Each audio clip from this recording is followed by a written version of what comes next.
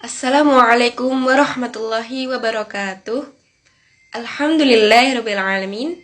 Pada kesempatan kali ini, kami kelompok 1 dari mata kuliah Nahwu 2 dengan dosen pengampu Bapak Habibi Muhammad Lutfi. Kali ini kami akan menjelaskan materi mengenai khobar kana wa ahwatuha.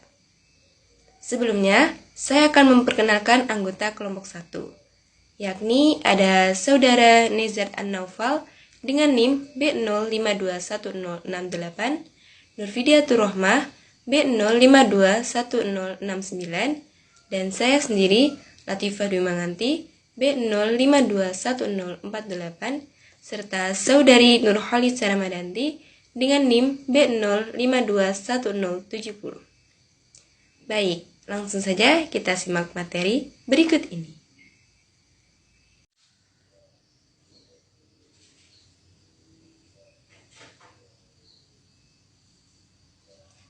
Kana wa ahwatuha merupakan salah satu kumpulan fi'il yang termasuk amil nawasi atau amil yang merusak tatanan hukum mubtada dan khobar.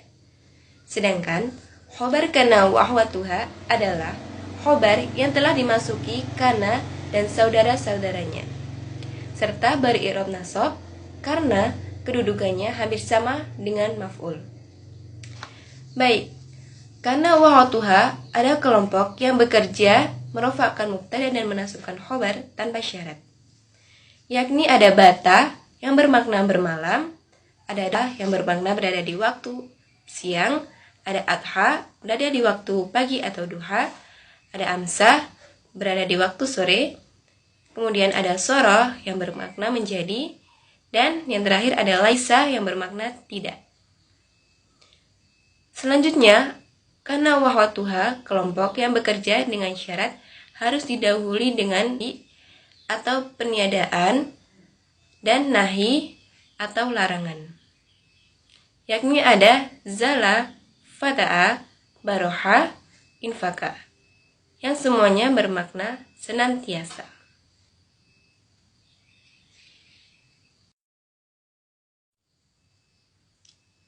Kana wa ahwatuha kelompok yang bekerja dengan syarat harus didahului ma masdariyah dzarfiyah, yakni ada dama yang bermakna senantiasa.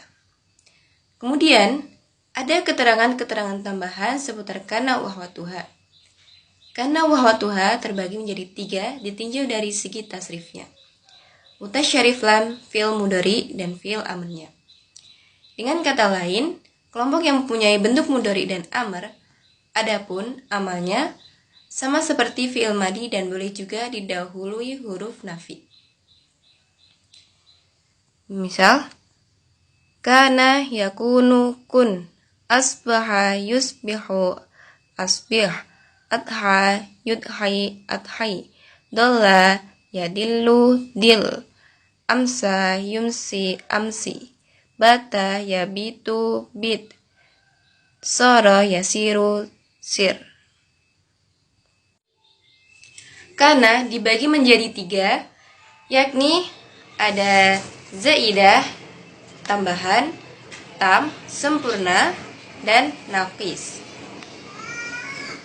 Zaidah merupakan kana yang hanya tambahan, tidak beramal.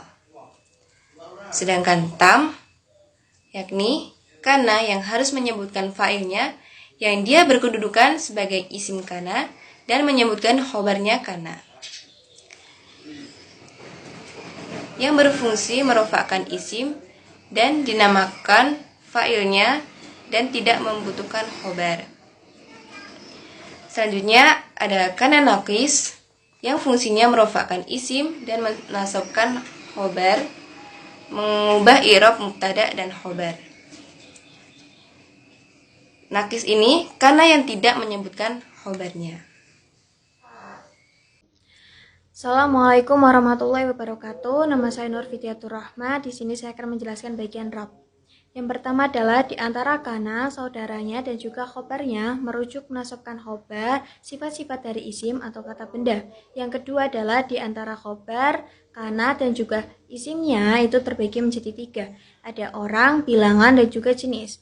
Orang terdiri dari 3, yaitu ada pembicara, yang diajak bicara, dan yang dibicarakan. Atau dalam bahasa Arabnya adalah mutakalim, mukhotob, dan juga khoib. Contohnya adalah laisat tamrin sokban. Yang kedua adalah bilangan. Bilangan itu terdiri dari 3, yaitu ada mufrad itu tunggal, musanna itu ganda, dan juga jamak. Contohnya adalah la yazalun nasu muhtalifin. Yang ketiga adalah jenis. Jenis terdiri menjadi 2, yaitu ada mudzakkar sama muannas. Selanjutnya saya akan menjelaskan bagian rotbah. Rotbah adalah asalnya mendahulukan isim dan mengakhiri khobarnya. Yang pertama adalah wajib. Wajib yaitu jika cocok antara isim dan khobar dengan definisi dan pertanyaannya. Susunannya adalah kana plus isim plus khobar. Contohnya adalah kana ahi hakiki, artinya adalah adikku adalah temanku. Yang kedua adalah makna. Makna dibagi menjadi 2. Yang pertama adalah apabila kata benda itu termasuk isim dan kata gantinya itu adalah khobar. Susunannya adalah kana plus khobar plus isim plus domir khobar. Contohnya adalah kana fit dari sohibuha, pemiliknya ada di rumah. Yang kedua adalah apabila khobar dalam keadaan dhorof atau jar majrur dan isim nakiroh, susunannya adalah kana plus khobar plus dhorof atau jar majrur plus isim nakiroh. Contohnya adalah kana fil kalbima, ada air di dalam cangkir. Yang ketiga adalah jawas. Jawas dibagi menjadi 2. Yang pertama adalah kana dan saudaranya itu bisa berdiri sendiri, yaitu terdiri dari dola, bata, adha, asbaha, amsa, dan juga soroh. Contohnya adalah kana dzakiyan talib, artinya adalah dia adalah murid yang cerdas. Selain itu ada juga contohnya adalah dzakiyan kana talib, susunannya adalah khobar kana plus isim, yaitu murid cerdas adalah dia. Yang kedua adalah kekurangan dalam menafikan dan larangan, terdiri dari mazala, mabariha, mafata, mafaka. Susunannya adalah kana plus nafi atau nahi plus khobar plus sebagian saudara mutafakor plus isim. Contohnya adalah maqaima zal ustad, saya masih seorang ustad. Atau jika memiliki ma ditolak untuk hadir dalam khobar ma. Contohnya adalah qaiman madama atif. Yang keempat ada titma atau sempurna, yaitu keterangannya adalah keterangan sempurna atau jar majrur jika diikuti dengan kana dan saudaranya secara langsung. Susunannya adalah kana, tatma, dhorof atau jar plus khobar. Contohnya adalah kana fil hijaro ahina iman, adikku tidur di kamarku. Ya, atau sempurna jika keterangan jar majrur menolak diikuti kana dan saudaranya langsung, yaitu contohnya adalah kana amak Zaid akala, artinya adalah Zaid makan makananmu. Yang selanjutnya terdapat tabok dalam bab kana. Terjadi beberapa penghapusan dalam bab kana. Yang pertama yaitu menghapus kana dan isimnya jika dua hal tersebut jatuh setelah insyariyah atau law. Contohnya yaitu kulun yuhasabu ala amalihi in khairan fa khairan wa in syarran fa syarrun. Nah, ini terjadi penghapusan kana dan isimnya. Jika ditambahkan kana dan isimnya yaitu nanti menjadi kulun yuhasabu ala amalihi in kana amaluhu, kana amaluhu ini isimnya kana, khairan fajaza'uhu khairun, atau in syarron fajaza'uhu syarrun. Dan contoh yang dari lau yaitu zurni walau marrotan fil ami.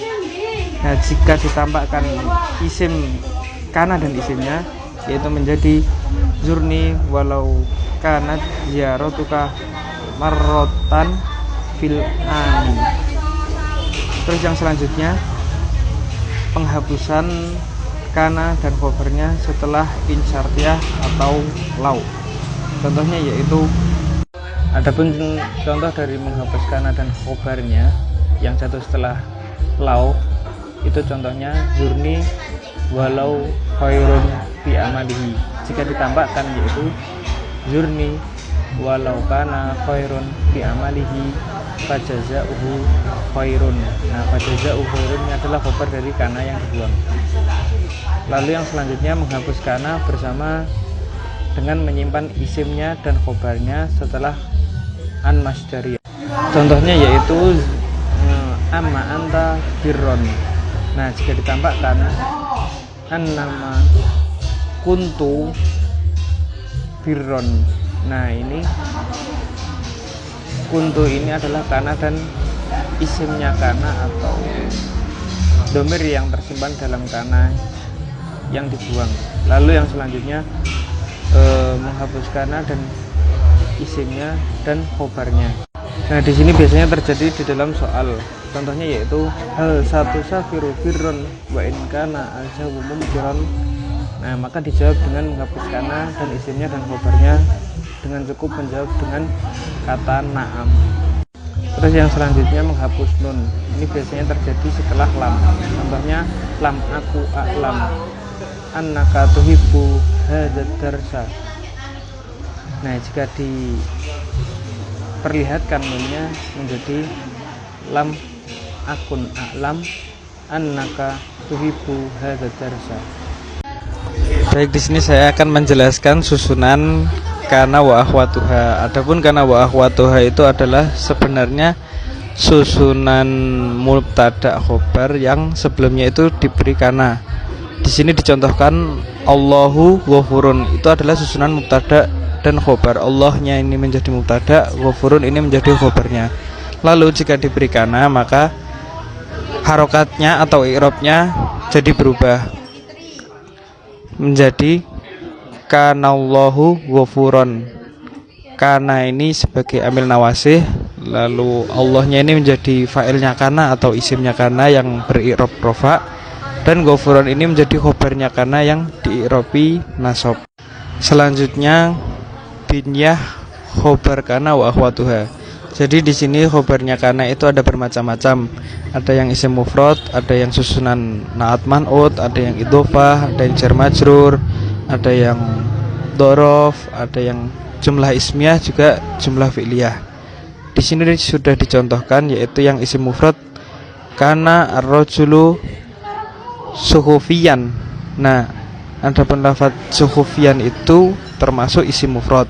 Lalu yang selanjutnya asbah al-waladu toliban nasyiton. Nah, toliban nasyiton ini adalah susunan naat man'ut. Toliban menjadi naat dan nasyitonnya menjadi man'utnya. Dan yang selanjutnya asbah al-waladu tolibal jami'ati. Tolibal jami'ati ini adalah susunan idhofah. Tolibanya ini menjadi mudhof dan al-jami'ati ini menjadi mudhof ilaih, dan keduanya termasuk khobar dari kana. Lalu yang selanjutnya yakunu al-maudhifu fi maktabil baridi. Nah, ini adalah susunan jar majrur. Fi maktabi ini fi-nya itu huruf jar dan maktabinya ini majrurnya. Yang selanjutnya yakunu al-muadhifu amamal mabna. Amamal mabna ini adalah amamanya ini dhorof, dan amamal mabna ini menjadi khobarnya kana. Lalu yang selanjutnya ada khobar jumlah, yaitu jumlah ismiyah dan fi'liyah. Contohnya yaitu amsa al-mughni sautuhu jamilun. Adapun sautuhu jamilun itu adalah jumlah ismiyah yang menjadi khobarnya kana. Dan ada yang jumlah fi'liyah, contohnya kanat al-mar'atu taqra'u al-qur'ana. Nah, taqra'u al-qur'ana ini khobar dari kana yang berupa jumlah fi'liyah. Materi selanjutnya yaitu istihdamu kana fil arabiyyatil ma'asirah, yang artinya penggunaan kana pada Arab kontemporer. Yang pertama yaitu madi qarib munqati atau past perfect tense. Kana dan qad fa'ala berarti peristiwa sudah terjadi di masa lampau yang belum lama. Misalnya qad kuntu darastul an-nahwa fi tsanawiyah. Dahulu saya pernah belajar nahwu di SMP. Yang kedua ada madi bait munqati yaitu past perfect tense. pada rumusan kana wal fi'il, berarti peristiwa yang sudah berakhir di masa sangat lampau. Misalnya, kuntu darastu an-nahwa fil i'dadi. Dahulu saya sekali belajar bahasa Arab, belajar nahwu di SD. Yang ketiga ada madi mutajaddid, yaitu past continuous tense. Ada kana dan yaf'al, berarti peristiwa masa lampau yang terus berlanjut. Misalnya atiflu yabki, yaitu anak kecil itu menangis. Ya, selanjutnya ada madi mutasil bi al-hadir, yaitu present perfect continuous tense. Pada rumusan mazalan plus yaf'al, berarti peristiwa masa lampau yang berlanjut hingga sekarang. Misalnya, mazala al-ustadu ya'malu bi'amalihi ala tolibah. Dari dulu guru itu selalu mengajarkan ilmu kepada muridnya. Yang selanjutnya ada madi mustamir, past continuous tense, yaitu dhalla tambahan dengan yaf'al, berarti peristiwa yang sedang terjadi di masa lampau. Dhalaltu adrusu al-arabiyyah fil jami'il marahili ta'limiyah. Dahulu saya sedang belajar bahasa Arab di universitas tiap jenjang pendidikan. Yang selanjutnya ada madi muqarrib, yaitu past simple tense, berarti peristiwa masa lampau yang dekat dengan masa sekarang. Misalnya, kadal fariqu yahqiqu mafajah. Hampir saja tim itu membuat kejutan. Yang selanjutnya ada yakunu qad fa'ala, yaitu peristiwa yang akan datang dan sudah selesai. Misalnya, yakunu qad kutiba arisalata qabla yaumal ahad. Dia pasti akan sudah menulis surat sebelum hari Ahad. Yang terakhir yaitu ada kana sayaf'al, yaitu yang berarti peristiwa masa lampau yang pernah akan terjadi. Misalnya kana sayaqul, yaitu yang artinya dia pernah akan berkata.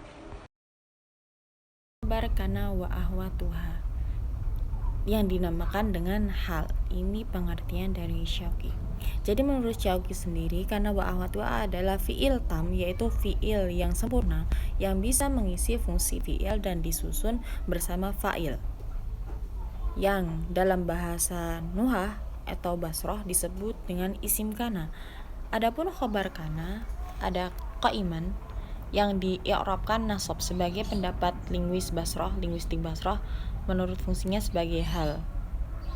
Penyamaan dan pernyataan ini tentu banyak yang menentang karena kaidah asal mengatakan hal harus berupa isim muntaqilah atau mushtaq dan nakirah. Pada khabar kana bisa berupa sebaliknya, sabit, jamid dan ma'rifah. Salah satunya menentang adalah majma' al-lughah. Ini dijawab Syauqi dengan menunjukkan 3 hal. Ada hal yang pertama, yaitu ada hal yang berkategori isim sabit seperti hada ahuka rojulan, ini adalah saudaramu. Yang kedua ada isim jamid seperti ana anzalnahu Qur'anan Arabian, sesungguhnya kita menurunkan kepadamu Al-Quran dengan bahasa Arab. Yang ketiga ada dan isim ma'rifah seperti ja'a rajulun wahdahu, seorang laki-laki datang sendirian. Karena hal mampu mengakomodir kategori kana wa ahwatuha, maka menjadikan sebagai salah satu kaidah bab hal merupakan efisiensi materi dan waktu belajar. Seperti itu. Terima kasih.